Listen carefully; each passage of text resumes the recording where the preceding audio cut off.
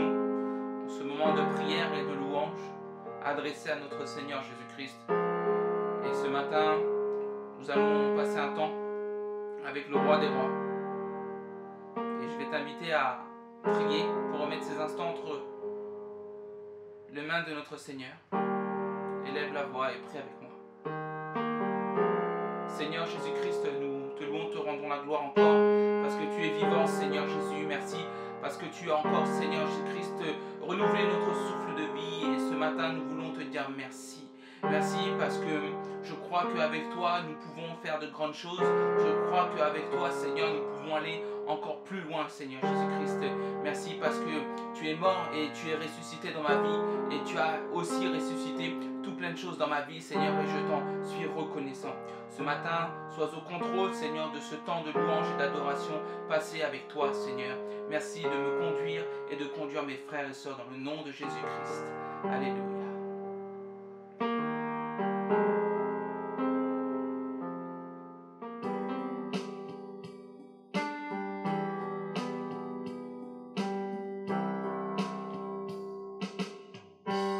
Je parlerai de ta bonté, de ta fidélité. Je dirai tout haut, tout haut, tout haut, ce que tu as fait pour moi. Je proclamerai la gloire de ton nom. Je parlerai de ta bonté, de ta fidélité. Je dirai tout haut, tout haut, tout haut, ce que tu as fait pour moi.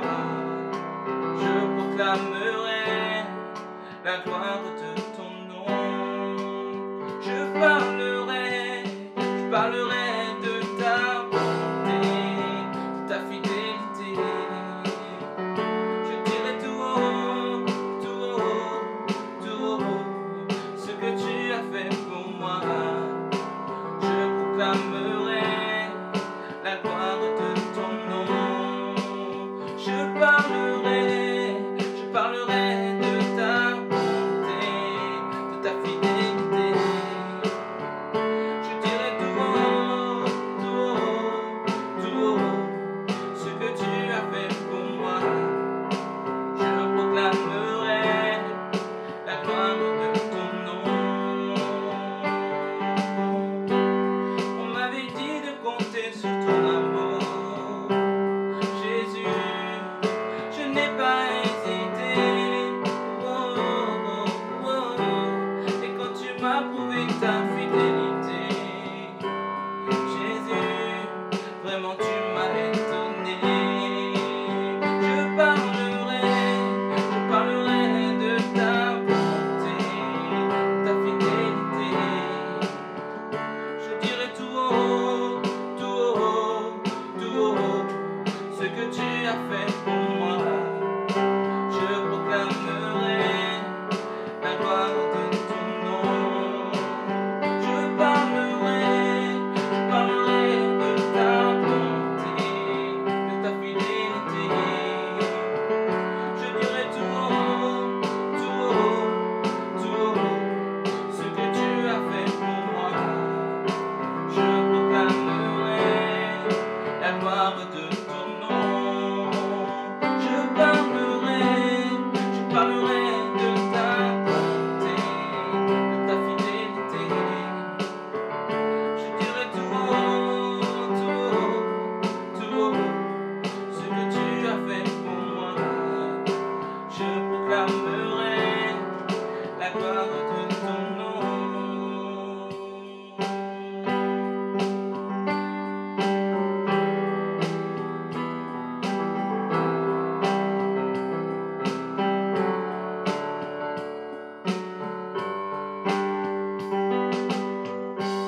Je parlerai de ta bonté, de ta fidélité. Je dirai tout haut, tout haut, tout haut, ce que tu as fait pour moi. Je proclamerai la gloire de ton nom. Je parlerai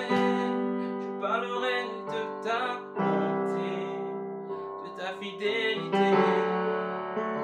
Je dirai tout haut, tout haut, tout haut, ce que tu as fait pour moi. Je proclamerai la gloire de ton nom. Seigneur, merci parce que je parlerai toujours de ta bonté. Je parlerai, Seigneur, de toi, parce que tu es un Dieu merveilleux, incomparable. Tu es un Dieu merveilleux, Seigneur, qui exauce les prières. Je parlerai de ta bonté, je parlerai de ton amour, parce que tu vas déverser autant d'amour sur ma vie. Seigneur, merci pour tout ce que tu es. Merci pour tout ce que tu fais, Seigneur. Et je veux véritablement te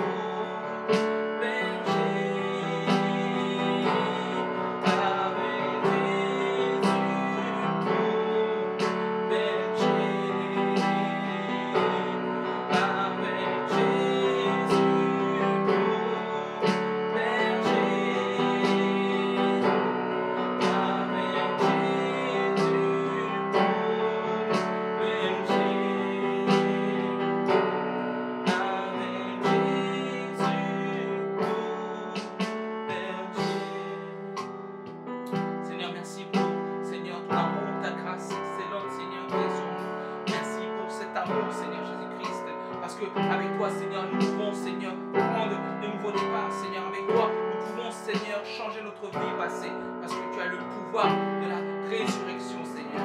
Tu es, Seigneur, le roi des rois, le Seigneur des seigneurs. Et avec toi, en cet instant, nous prions, parce que nous voulons, Seigneur, repartir à zéro. Nous pouvons, Seigneur, tout recommencer avec toi et repartir sur une bonne base. Alors, Seigneur, je prie, Seigneur, afin que, Seigneur, tu me pardonnes pour tout ce que je n'ai pas pu faire, Seigneur, tout ce que je n'ai pas pu, Seigneur, exécuter pour ta gloire, Seigneur. Mais je prie afin que, Seigneur, tu me relèves, Seigneur, et que tu me donnes encore la force pour pouvoir, Seigneur, t'adorer, Seigneur, comme il le faut, Seigneur. Merci pour ta présence, merci pour ton amour, au nom de Jésus, Seigneur. Merci pour tout ce que tu es, dans le nom de Jésus-Christ. Nous te bénissons, Seigneur. Que le Seigneur vous bénisse, au nom de Jésus-Christ. Bonjour à tous, j'espère que vous avez passé une bonne semaine. Sans doute pas une semaine aussi bonne que vous l'auriez espéré, parce que comme moi, je pense que vous avez passé la plus large partie de votre temps en confinement. Mais bon, Dieu reste quand même Dieu, donc nous lui rendons grâce pour toutes choses. Nous sommes amenés parfois à nous poser la question de savoir où il est, pourquoi est-ce qu'il n'intervient pas, lorsque nous estimons avoir besoin de lui, lorsque on estime que son intervention est nécessaire, on est parfois porté à se demander mais où est Dieu? Donc c'est le thème que j'aimerais aborder avec vous aujourd'hui, dans ce temps de confinement, dans ce temps de détresse, dans ce temps de deuil, dans ce temps où quelques-uns sont face à la dépression, où quelques-uns sont face à l'interrogation. Où est Dieu par rapport au Covid-19? Je n'ai pas la prétention d'avoir toutes les réponses, mais je pense que ensemble, nous allons pouvoir voir quelques pistes, et voire même une piste principale pour avoir la réponse à cette question. Où est Dieu? Le monde va mal. Ça fait très longtemps que c'est le cas. On n'a pas attendu la crise du Covid pour s'en rendre compte. À plusieurs moments, des personnes m'ont posé cette question. C'est une question que je pense normale, c'est une question parfaitement judicieuse. Si Dieu existe, pourquoi est-ce que dans le monde, il y a autant de malheur? Pourquoi la famine? Pourquoi les meurtres? Pourquoi les passions, les envies? Pourquoi est-ce que c'est si difficile, en fait, de se réjouir? Pourquoi est-ce que c'est si difficile d'avoir justice? Où est Dieu? On va prendre ensemble l'évangile selon saint Luc, chapitre 17, à partir du verset 20. Il est écrit: Les pharisiens demandèrent à Jésus quand viendrait le royaume de Dieu. Il leur répondit: Le royaume de Dieu ne vient pas en se faisant remarquer. On ne dira pas: il est ici ou il est là. En effet, le royaume de Dieu est au milieu de vous. Le royaume de Dieu est au milieu de vous. Il ne vient pas en se faisant remarquer. Qu'est-ce que ça veut dire? Qu'est-ce que Jésus veut nous enseigner au travers de ces mots? Ce que Jésus veut nous enseigner, c'est que le royaume de Dieu ne vient pas de la manière à laquelle on s'y attend. Dieu ne se présente pas à nous de la manière à laquelle on s'y attend. Dans la question « Où est Dieu ?», la plupart du temps, quand on se pose cette question, on la pose de manière sincère. Donc on pose cette question parce qu'on n'a pas vu Dieu. Parce que lorsqu'on regarde autour de nous, lorsqu'on regarde la manière dont la justice est donnée, et qu'on voit que l'injustice peut régner, qu'on voit que des choses qui ne nous semblent pas normales peuvent se passer, on constate qu'il y a quelque chose qui devrait être, et que cette chose n'est pas. Et que si Dieu était, donc il y a des injustices qui devraient être réglées, il y a des choses qui ne devraient pas exister, il y a des comportements qui ne devraient pas avoir lieu. Et on se dit que lorsqu'on ne voit pas ce qu'on espère, alors Dieu n'est pas là. Mais ce que Jésus nous dit dans ce passage qu'on vient de lire, c'est que le royaume de Dieu ne vient pas d'une manière à frapper le regard. Dieu ne se révèle pas de la manière que nous attendons. Ce qui est très intéressant là-dedans, c'est que de quelle manière Dieu pourrait-il se révéler pour qu'il soit reconnu comme Dieu par les hommes? Il y a à peu près 7 milliards d'êtres humains sur cette terre. Et je pense qu'il y a 7 milliards de manières différentes, selon les hommes, pour que Dieu puisse les satisfaire. J'ai parlé une fois avec l'une de mes collègues qui se posait cette même question. Si Dieu existe, pourquoi tant de malheur? Elle m'a dit, tout ce que je demande, c'est croire en Dieu. Mais je veux qu'il se révèle à moi.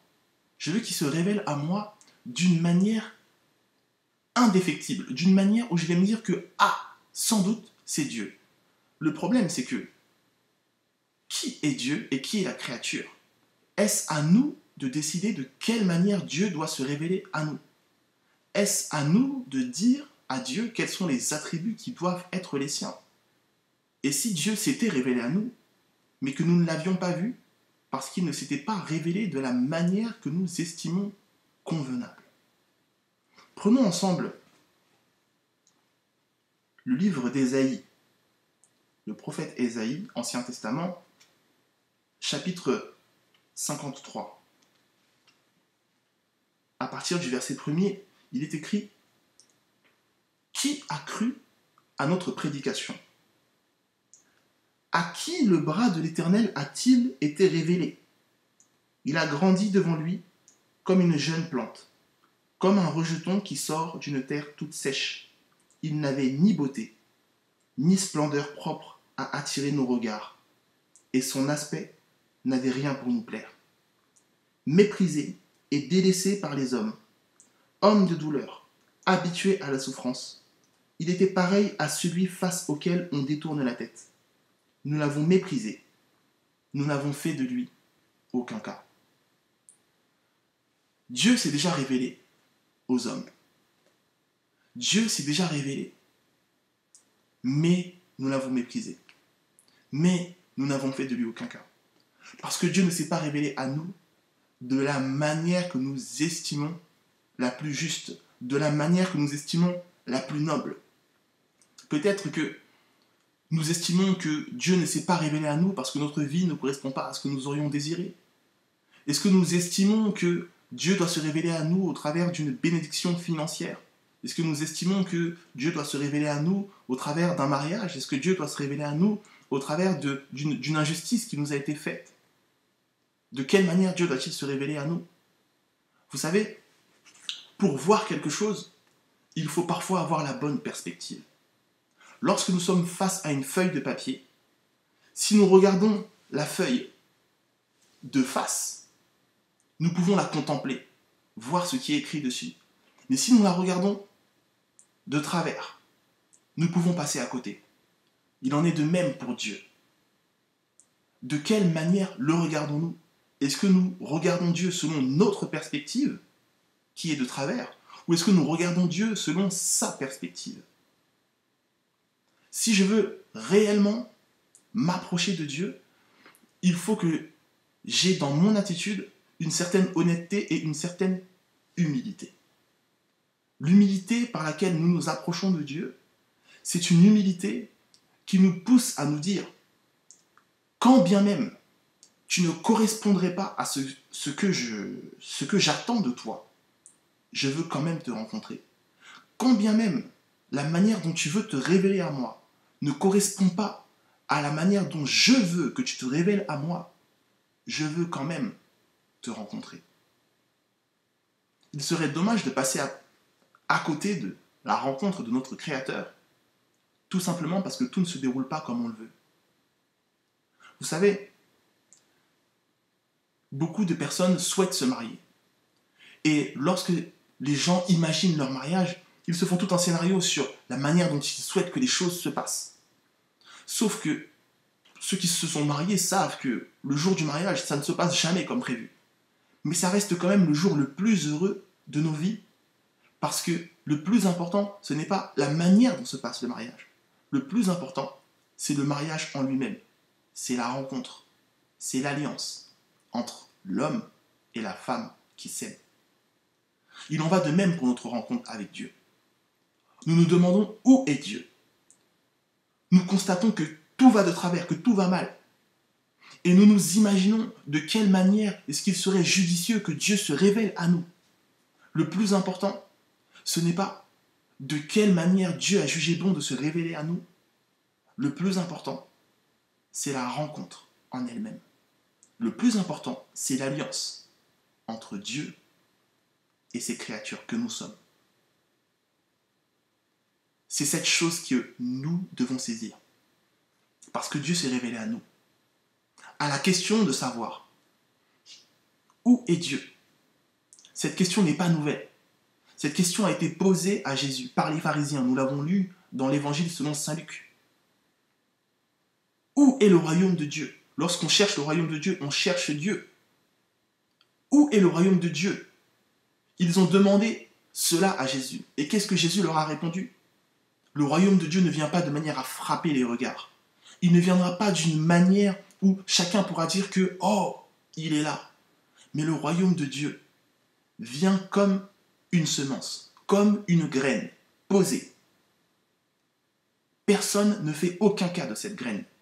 Mais lorsqu'elle grandit, elle devient un arbre qui abrite même les oiseaux du ciel.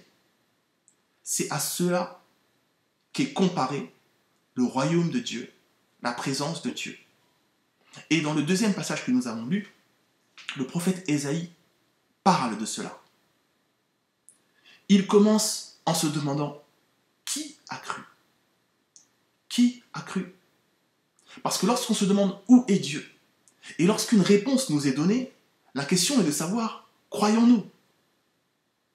Ou bien décidons-nous de ne pas croire tout simplement parce que la réponse de Dieu ne correspond pas à nos attentes?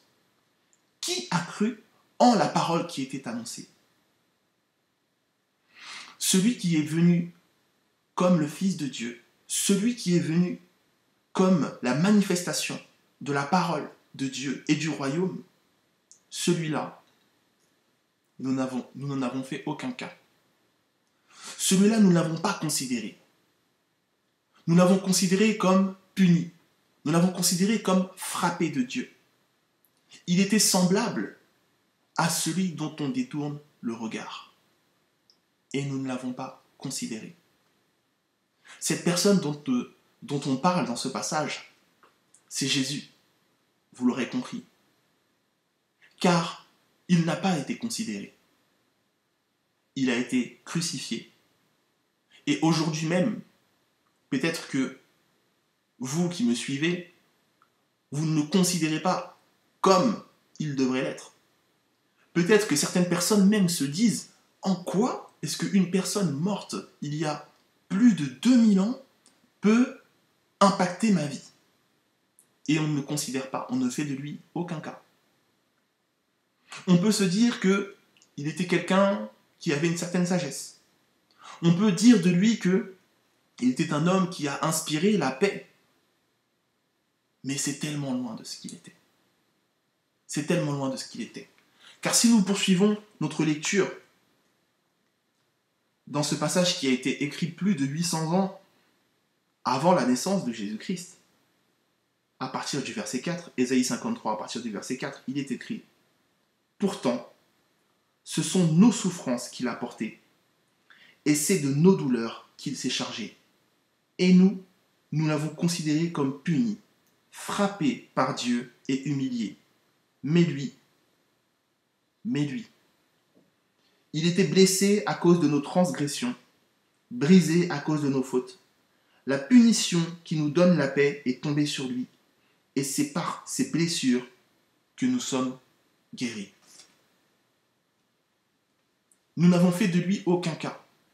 Et pourtant, c'est pour nous qu'il a subi les blessures, les meurtrissures et la croix. Où est Dieu, me demandez-vous? Où est Dieu? Demandez-vous à vos voisins, à vos amis. Dieu est là. Dieu est là parce que dans le premier passage que nous avons lu, Jésus répond « Le royaume de Dieu est au milieu de vous. » Mais il ne vient pas d'une manière à frapper vos regards. Il ne va pas venir d'une manière qui sera honorée par le monde. Il viendra comme une graine semée dans un champ fertile. Et cette graine semée dans un champ fertile, mes amis, je vous le dis, c'est Jésus. Peut-être que cette graine n'a pas été considérée par les hommes ou par vous qui m'en regardez. Peut-être que cette graine a été considérée mais pas à sa juste valeur. Mais plus cette graine va croître, plus elle va manifester la semence qui est en elle. Et la semence qui est en Jésus, c'est Dieu. La semence qui est en Jésus, c'est le royaume de Dieu. Et si vous cherchez Dieu, au milieu de ces temps de détresse, au milieu de ces temps troublés, au milieu de l'injustice, vous le trouverez en Jésus. Jésus a dit, heureux ceux qui pleurent, ceux qui sont affligés, parce qu'ils seront consolés. Heureux les pauvres, parce qu'ils obtiendront la richesse véritable. Heureux ceux qui sont humbles, parce qu'ils hériteront du royaume de Dieu. Ceux qui ont l'humilité de dire que peut-être que je ne sais pas où est Dieu, mais s'il est en Jésus, alors je veux le connaître. Je ne pense pas avoir la science infuse, mais je veux m'approcher de Dieu. Et s'il est en Jésus, alors je veux m'approcher de Jésus. Heureux sont ces personnes-là, parce que Dieu se révèle à elles. Dieu se révèle par la foi.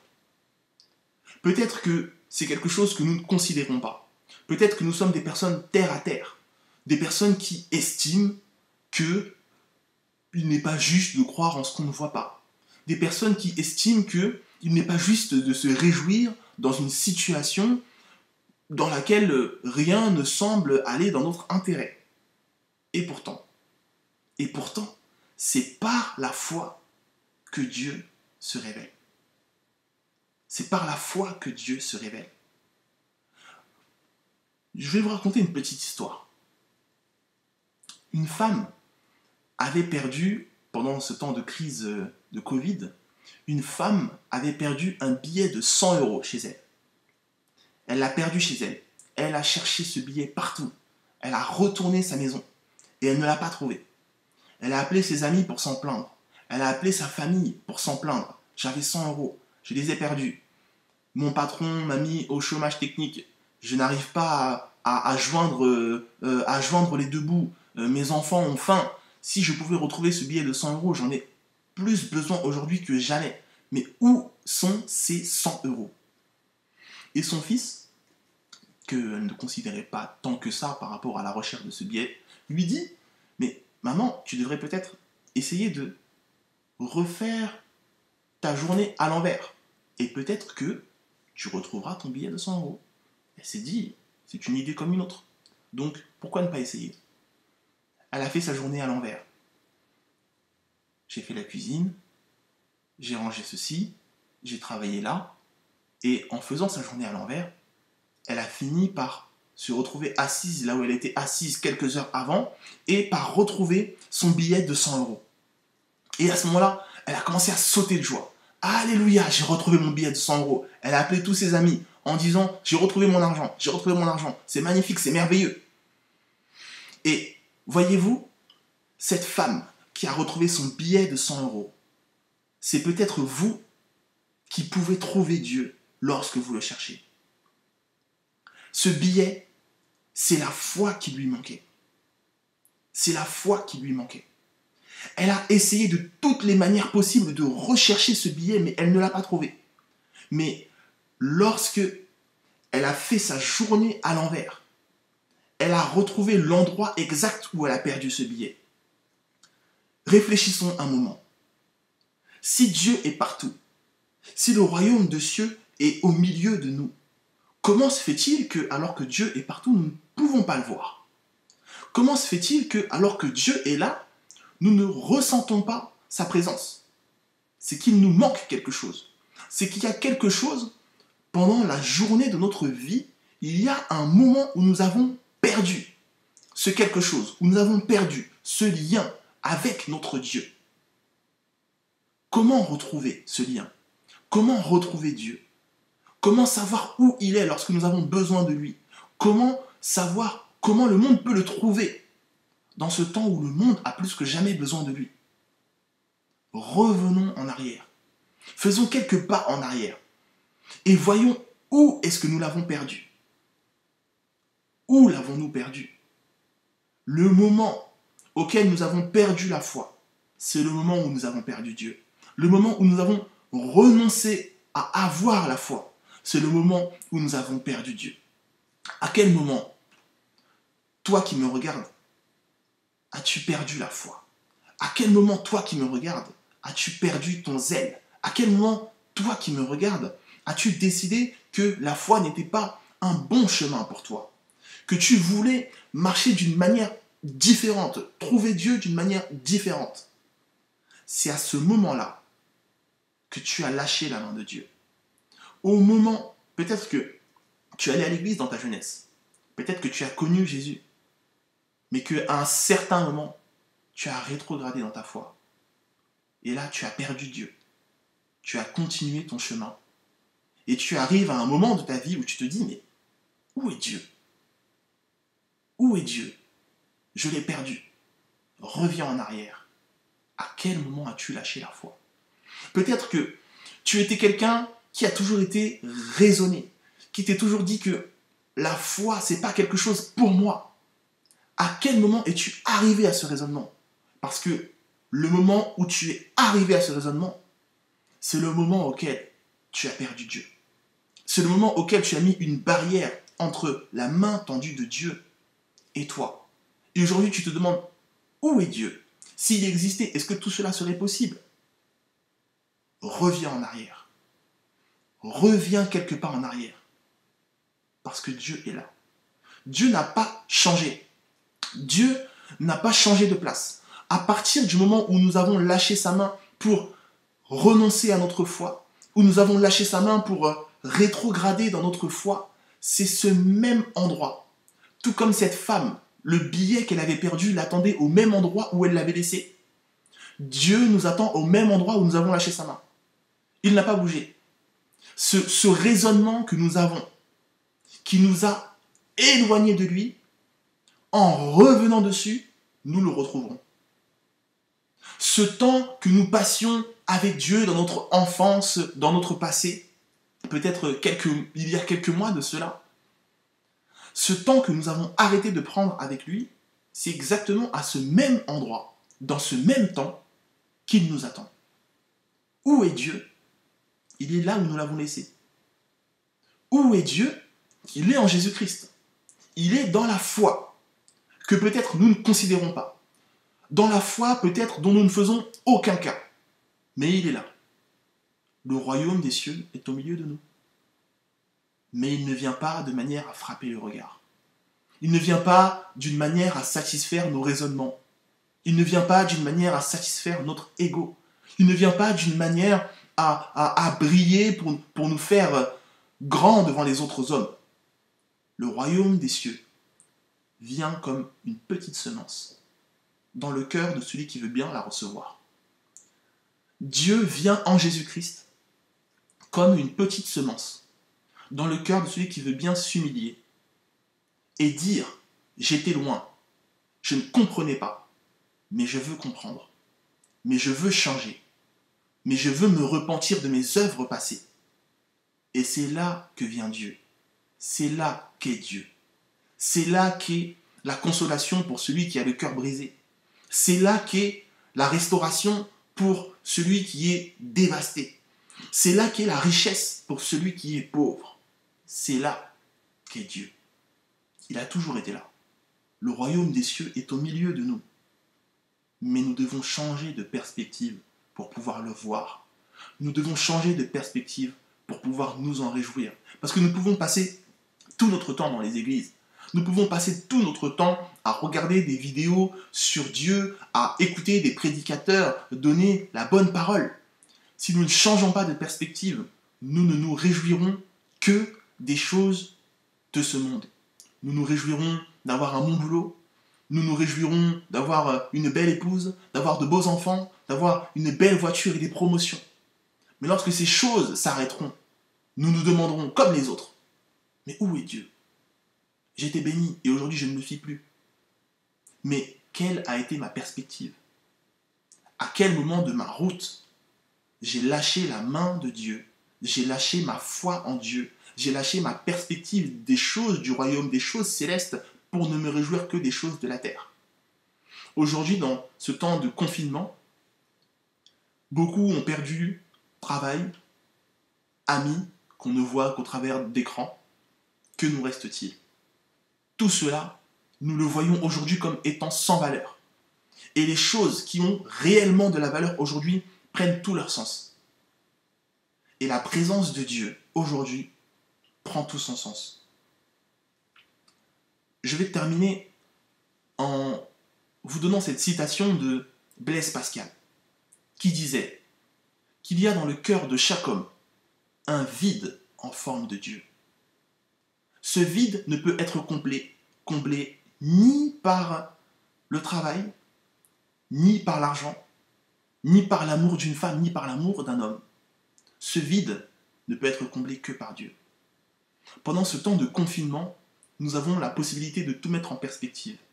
Nous avons la possibilité de relativiser sur ce que nous pensions hier comme étant acquis, sur ce que nous pensions hier comme étant le sujet de notre vraie joie, le sujet de notre véritable bénédiction. Tout cela aujourd'hui, ce n'est que de la boue. Tout cela aujourd'hui, c'est passé. Tout cela aujourd'hui, c'est mis sur pause. Et que nous reste-t-il? Que nous reste-t-il? Il ne nous reste que Dieu. Il ne nous reste que Jésus-Christ. C'est ce pont qu'il est venu inaugurer pour nous approcher de notre Créateur. Remettons-nous en question sur nos certitudes. Remettons-nous en question sur le moment où nous avons perdu notre zèle, le moment où nous avons perdu notre foi. Et venons à Dieu. Où est Dieu? Il est dans le cœur de celui qui est assez humble pour le chercher. Il est dans celui qui accepte Jésus-Christ comme son Seigneur et comme son Sauveur.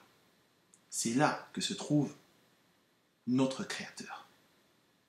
J'espère que cette vidéo vous aura permis de vous remettre en question. Si vous nous suivez pour la première fois, nous sommes l'église Source de Vie de Creil. Vous pouvez nous contacter à l'adresse mail qui s'inscrit maintenant au bas de votre écran, ou bien nous suivre sur les réseaux sociaux. Vous pouvez également liker la vidéo et vous abonner pour être tenu au courant de toutes les nouvelles vidéos qui sortiront. Je vais brièvement prier pour vous remettre, vous qui nous suivez, entre les mains de Dieu. Si vous voulez le suivre, si vous voulez lui donner votre vie, n'hésitez pas à entrer en contact avec nous. Nous n'hésiterons pas à revenir vers vous et à vous accompagner. Seigneur Dieu, je prie afin que tu parles à toutes les personnes, Seigneur Dieu Père, qui te suivent, qui te cherchent au travers de cette vidéo, au travers de ce message, Seigneur, touche leur cœur. Au travers de ce message, Seigneur Dieu, donne-leur le signe que c'est toi qui leur parles et que ce n'est pas un discours humain. Seigneur, je prie afin que tu te révèles à eux, afin qu'ils puissent venir à toi, afin qu'ils puissent grandir dans la connaissance de Jésus-Christ, ton Fils que tu as donné, afin de nous restaurer dans une relation personnelle avec toi, notre Père, notre Créateur. Je te bénis au nom de Jésus-Christ. J'ai prié. Amen. Soyez bénis, bon dimanche à vous et à très bientôt.